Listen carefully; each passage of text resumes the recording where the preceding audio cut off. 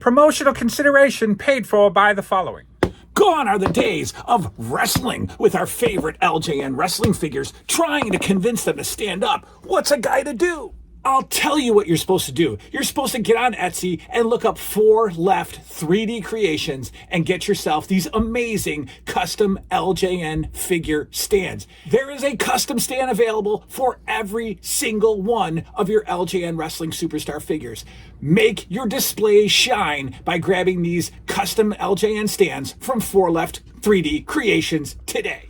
Hello, everybody. Jason of New Age Revolution Cave Tuesday. Happy Tuesday to you all here in the great land of whatever. It's Tuesday, and therefore we're going to jump back on schedule. Yesterday we did LJN Revisited. Today we're going to dive back into the crevices of your mind, the deep cavernous dwellings of your imagination. What the? Shut up. We're going to talk about Hey, do you remember? We're going to pull some, memory from your brain and talk about it and give details as we do. I can't have a garbage can in the background. Why do I do that? I got to empty. You know how long it's been since I've emptied this? A year. There's no food in there or anything. It's all just... Oh. That garbage can was filled when we were setting up the couch area. It's a lot of garbage in there. We are going to return back to the house series. Hey, do you remember topics that are connected to your childhood home, your childhood dwelling, apartment, home, condominium? Doesn't matter. It all has special memories for most of us. We talked about the bedroom. We talked about the kitchen. And now I want to go outside because that's what we did in the 80s, folks. We went to a little place called Outside. So, do you remember your childhood yard? And we're going to extend that into a little bit of neighborhood talk too. Again, we've been clamoring on as adults for decades about how kids are different and how kids don't go outside. And some kids don't even go to school. They just play Super Mario Brothers every morning, developing their professional gamer career. But I don't think it's, without an official study, without official numbers, I would think that we, 80s kids, were outdoors way more than kids of today. And I don't think many will argue that is not true. I think that's true. So a lot of our childhood was spent outside, and a lot of our education as children came from outside. We didn't need health class in the 80s because our health class was outside. We learned about stuff outside. So let's talk about the outside. Let's first talk about the yard, the childhood yard. So again, the house that I'm talking about is a house in a town called Chili, New York. And that's where I lived from 84 to 86. Now, that doesn't seem like a long period of time. It's not. In a kid's life, it's a gazillion years. Looking back, it's way too small. But for many reasons, that childhood home still is the only place I consider when I think of where I grew up. Of course, my grandparents, but that was a different era. That was high school. The childhood home, in my mind, I lived there a billion years. In my mind, I still live there maybe sometimes. So we had a backyard, right? It was in a residential neighborhood, a fairly middle class neighborhood for the time. Unfortunately, that neighborhood has gone down a little bit in the last couple of decades. People aren't taking care of the street as they once did. I noticed a lot of, because I drive through there every once in a while. I noticed a lot of houses in disarray. Some siding coming off of some houses. Yards are absolutely not being kept up. There's a lot of grass growing through the driveway of my old house, which is Oh my God. yeah, which is sad. Um, yeah, That you lady know, lived there though. huh? So I thought that lady. No, lived that's my grandma's house. there. Oh. That house is better than when we lived there. Um, it's not a. It doesn't look like a nice street anymore, and I don't know why. I don't. I know that everybody that lived there when I lived there is gone. Nobody from the '80s. Well, my major friends and the houses that I knew, nobody's there anymore. They've all gone. But so we had a residential street with a a decent sized fenced in backyard. And I think the backyard is really our first playground. The backyard is a child's first playground. Now, for some reason, my kids, when they play in the front yard. I don't know why. Doggy poo. Because of the dog poo. You're right. Because of the dog poo. Because, back in the 80s, dads picked up dog poo. Now, this dad doesn't do it at all. We haven't picked up. We just kind of let it, Shit. go away and fertilize the grass, or I chop it up with a lawnmower. I don't know. But yeah, we got 3 dogs and we don't pick. Now, trust me, it's not like piles and piles of poo out there. The poo just disappears. I don't know where it goes. But yeah, your dad would pick up the poo and you'd play in your backyard.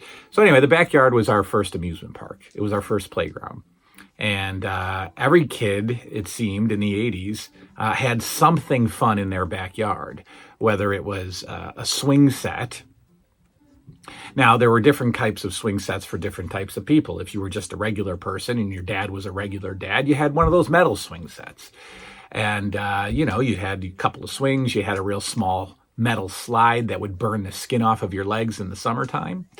And some of those swing sets had either rings that you would try to be a gymnast on. It would have kind of a U-shaped bar that you would also try to be a gymnast on. It also had like a carriage that you would sit in and swing. That was the death mobile for us as kids. Those swing sets often got rusty and lethal because you would cut yourself on exposed screws or rust, and then you would rub some dirt on it and play longer. If you had a fancy dad in the 80s, you had one of those gigantic swing sets, the bigger wooden ones that just blew everybody's mind. It was literally Disney World for some kids, those massive swing sets. You also had oftentimes some kind of a dwelling in your backyard. And that, of course, was your fort. Now, you would get some of those little tykes plastic houses if you were, again, had some extra money. Or if you were lucky enough, your dad had a shed.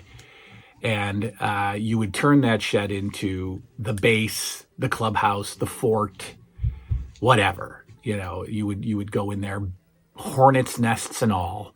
You would go hang out in your shed. Or you would build a fort. I remember, multiple times building forts in my backyard out of boxes, out of leftover pieces of plywood. Now, did I ever frame a wall? No. The piece of plywood was the wall. And if you didn't have 4 pieces of plywood, you only had 3, you would use the wall of your house as one of the walls of the fort. We also had 2 trees that were close to each other, not big enough for a tree house, but 2 trees that were close enough together to tie a rope from one tree to the other. Take your mom's sheet, put it over the rope, get some rocks, and make a tent, make kind of a teepee out of it. And that was a fort. We always had fantasies of sleeping in the fort. Never happened. I never slept outside, ever. Always wanted to, always thought I was going, never did. We had a pool. We had a very rusty above ground pool at this childhood home. Did you just blow it? Game over? No, you got 4 lives left. We had a rusty pool. We'd play in that, of course, in the summertime. But the backyard was where it all happened. Now, our front yard was our kickball field, right? What sense does that make? Why wouldn't you play in the backyard? I don't know. We played kickball in the front yard. And we used the elements as bases. So the home base was the driveway, right? If you got to the driveway, you were safe. First base was a light post that was in our front yard. Second base was a tree.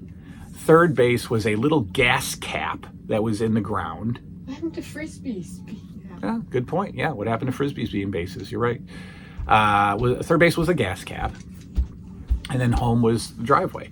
And I've never officially played a non-contested game of kickball. I have never played an agreed upon game of kickball. What I mean is every single kickball game I ever played at that house ended in an argument, ended in a battle of out versus safe. And then the game would just end and we'd quit and we wouldn't be friends for a day. Every single kickball game ended in dispute. Every single one. You needed umpires even at 8 or 9 years old. I had a kid move in. His name was Matt. He moved in and that's loud. That's your mother stomping, isn't it? That's her angry stomp. Your brother must be doing something wrong. Me and Matt invented a lot of one-on-one sports. We invented one-on-one football, right? You're not passing the football. So basically it's like, it's almost like tag or like keep away, or I don't know what it is. Like you'd get the kickoff, of course, and then you'd just run and try to just juke out the other person. And that was one-on-one football. And we would play that in our front yard. Bikes obviously were, our main source of transportation. We would ride our bikes everywhere. That's been disputed on the channel before. Would we let our kids ride a mile down the road today? Of course not. I don't let my kids ride anywhere, without me standing in the driveway watching them go. We had a basketball hoop attached to my garage, and the basketball hoop was there when we moved in. It had no, congratulations, Liam, you just beat Mario 1. We had no, here, let's do a little bit of this. Oh yeah, nice job. We had, I'm in my pajamas. I know you're in your pajamas. It had no net. It had no net. And I remember like my mom, my parents had just moved in, and I remember begging them, freaking out and begging them to take me to the store to get a basketball. Because at that point I had never had a basketball hoop, so I never had a basketball. Mommy, please get a basketball. I didn't even own a gun, not to mention a gun rack. Whatever. I just watched Wayne World last night, so I never had a basketball net to have a basketball. So so she was like, we just moved in. Okay, she took me to Sears. And I don't know why, but for whatever reason, I think the basketballs were too expensive. There was, we were not wealthy people back then. And so like everything was a big deal. So I think the basketballs were like $20. And she's like, nah, you're not getting a basketball. So I ended up with a Nerf basketball. Not a like, not the kind of like cottony Nerf. It was solid Nerf. It was like Nerf football. It was heavy. It bounced a little bit.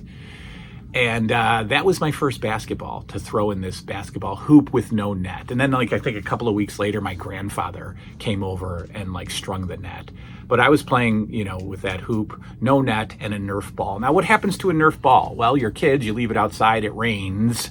And now that Nerf ball weighs 339 pounds. Or you throw the Nerf ball, you miss the basketball hoop, it goes into the bushes, and it comes out with a lot of thorns sticking out of it.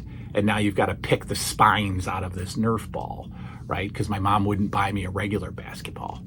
It's part of the reason I don't even talk to her today, was I didn't get a basketball. Neighborhood kids, we've talked about that a million times. The big kids played with the little kids, like I've said before. There were teenagers across the street who I thought were probably 22, 25 years old. They were probably 14, and they embraced us. They embraced the 8-year-olds and the 9-year-olds. They sometimes rode bikes with us when they weren't doing lines in the woods.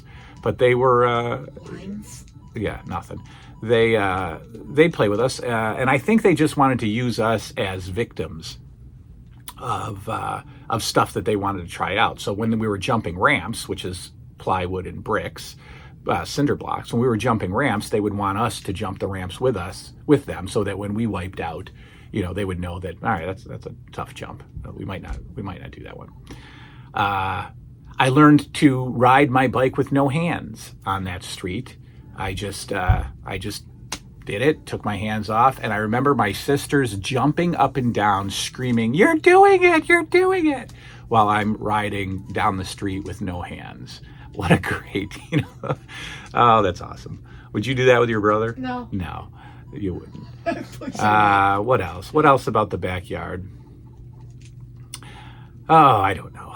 Oh, the best part of that house was it had a long, narrow front porch, concrete front porch, and I was a bowling addict back then, and that was my bowling alley. That was my bowling lane, and I had plastic bowling pins ever since I was, 2 years old. So I would set the pins up and I would bowl, and I would put my red wagon. I would tip my red wagon up, and I would put it at the end of the patio, at the end of the porch, so that, not a ball return, but it would block the ball and the pins from flying into the driveway, right? It was perfect. I would just set my little red wagon up, and that was the backdrop, or the backstop, not the backdrop, the backstop. And that was awesome. And I would play out there for days. I was a very solo player. Like, I loved to have friends, and I loved to play with people, but I could bowl on the porch by myself for hours, until I got scared, which is weird. And then I think, like, sometimes how my kids are scared, like Finley's, I almost said scared. Finley's scared to go into the garage to get something out of the fridge. Finley's scared to, go upstairs in the bathroom by himself or whatever. And I'm like, what's the matter here? What are we doing? What are you scared of? But now I think back, I was scared to be outside too long on my front porch playing bowling. Why? I don't know. I would just I'd get freaked out and I'd run in the house. I don't know. The monster's gonna get No, I you think it for had something to do playing. with Tales from the Dark Side. Like, I was just out in this other realm if I was on my porch and didn't see anybody or talk to anybody for hours. So I had the plastic pins. So one day, my next door neighbors, Mike and Mary, I remember them very, very fondly. They were a very old couple, probably in their 50s, but I probably thought they were 100. Mike had back problems, and he always wore this massive back brace over his clothes, and he'd kind of hobble around.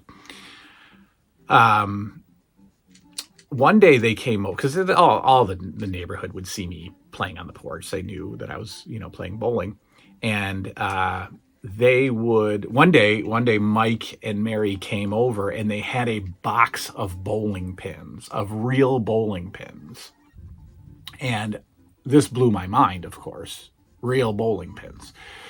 Well, they didn't, so they gave me the bowling pins, but I wasn't allowed to use my own bowling ball because I would destroy it on the patio. I keep saying patio, on the porch. So Mike and Mary brought over a very old 60s, was black, just generic bowling ball that I don't know how much it weighed, but it was too heavy for me, and you'll see why in a minute.